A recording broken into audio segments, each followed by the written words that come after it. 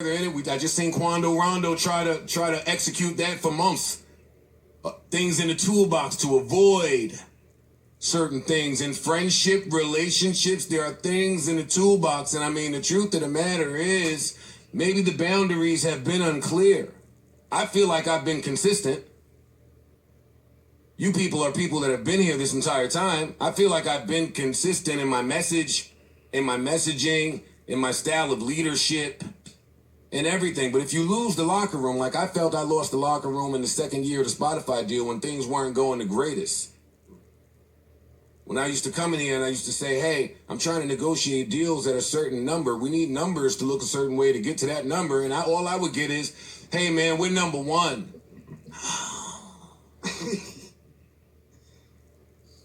Okay. Yeah, Joe. Around it. When you say, hey, why is this person being paid this? Why is this person being paid this? Why is this person being paid this? I, as the owner, have to work around it to keep morale high. I am the person that has to sit home and think of all of the solutions that exist if emotions weren't present. And there's a bunch of them. We the number one podcast. Ish and Ice is doing pretty good. We should have used our platform to break them. If you understand the plan, you know that in order for us to be paid the greatest, the network has to grow. It's not just you. That's why it bothers me when I hear y'all don't care about the network. I didn't care about one either until I realized that nobody gets paid more if we don't trick the numbers. If Karen is doing $1.50, if Mandy is doing $1.50, if the next 3, 4, 5 podcasts that's coming is doing $1 and $1.50, great. You just adding on numbers. And then if you get one that just hit it out the park like us, if you get 2 of us, I watched Spotify try to find another one of us. If you get one of those, I mean, you can think what you want about the network, but all the business that's coming in is coming in under the network. Look at Bill Simmons. Right there. Look at Simmons, look at Rogan, look at Stern, pull whatever you need to pull. Look at me, look at Charlemagne, look at anybody, look at Wendy, look at Angie. There's too many different examples of stories to pull from for these two gentlemen to get this as wrong as they continue to get it wrong. Unfortunately, I cannot continue to protect them. I can't stop them from themselves. All I keep saying is, yo, y'all driving down a fucking dead-end street. I'm protected. The business is protected. The pod is protected. And you could do it. But how you expect to be viewed after that? I don't know anybody to audit the label and stay there. I don't know anybody to be at the label while they are auditing the label. Because if you do that, when you return to the label, you should not expect for things to remain the same. Am I off? Come on, you talk. Erickson, you talk. Somebody else talk. They think I just be feeding y'all shit and I got y'all hypnotized. well, listen. The accusation of the actions are that you're a thief. Correct. Right? So we start with that as the baseline. And your actions after that continue to dig down that alley are leaving you with less and less good faith than you had when you began. It's just like the analogy that you've been making this entire time. It's like when you go through something with your girl, she's accusing you of being a cheater, and right. You can only be accused of cheating so many times before you force that person to start living that life or act accordingly. Right. No one wants to be accused of something they didn't do. So, you know. If your girl thinks you're cheating and wants to go on your phone, I've been there before. Men have been there before. Mm-hmm. Something I'll say is, fam, I'm never letting you go on my phone. But the fact that you're not resolved unless you do, that brings problematic to me. Mm-hmm. The fact that you'll never be the same from that point on. Mm-hmm. Whether you look or not. Whether you look in the phone or not brings problematic to me. And 3, if you go on the phone, if you're looking for a problem, I expect you to find a problem. Yeah. That's how it goes. What I wanted to come in here and say was, your dogs. I don't know how you read the tea leaves, but this will never be the same just based off the accusation. Yeah, no one wants to be called a thief. Just off you telling me I'm cheating.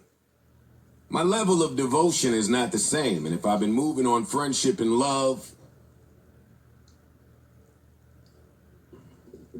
that's gonna change. But if you're looking for a change, then that would be the way to approach it in some people's minds. If you were looking for a change, then that may be the way someone decides to approach it. I wanted to come in here and tell them, hey, do whatever you want. But what if you're wrong? What if you're wrong? Y'all didn't play that part out. I wanted to come in here and say, what made this podcast so great is not you and it's not you. It's not me. It's not Parks. It's chemistry. Correct. That's the stuff that I be trying to explain to the suits. When they had a problem with me and wanted to peer act with somebody else, I'm sitting there saying, that ain't the chemistry.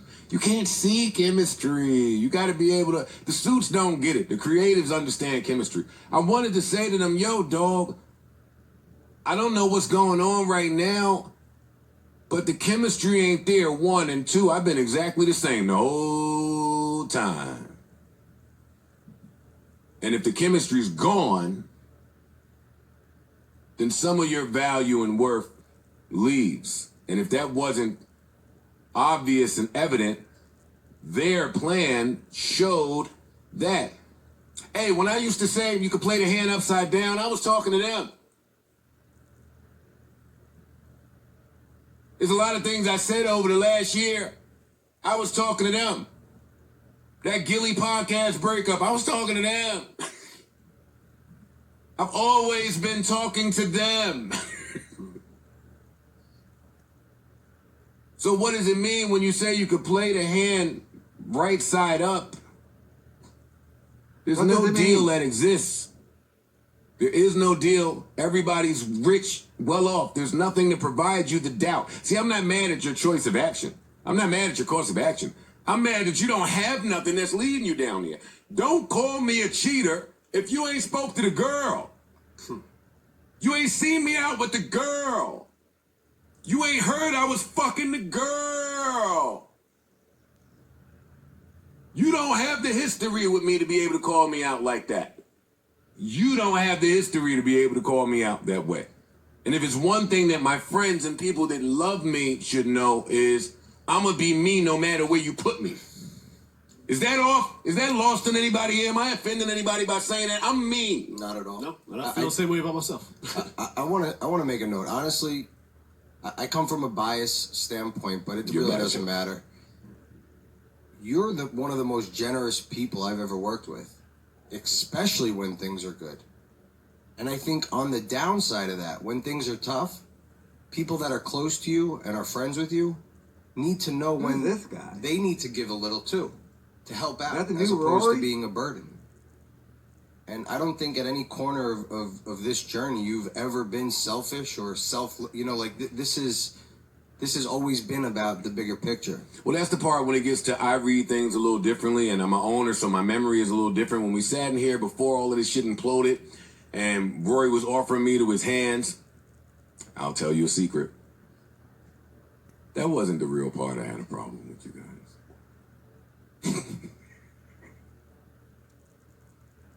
Alex, you don't really know me, say Vaughn. You're learning me. I didn't really have a problem with Rory offering me to his hands. I mean, it was problematic, but I never felt threatened.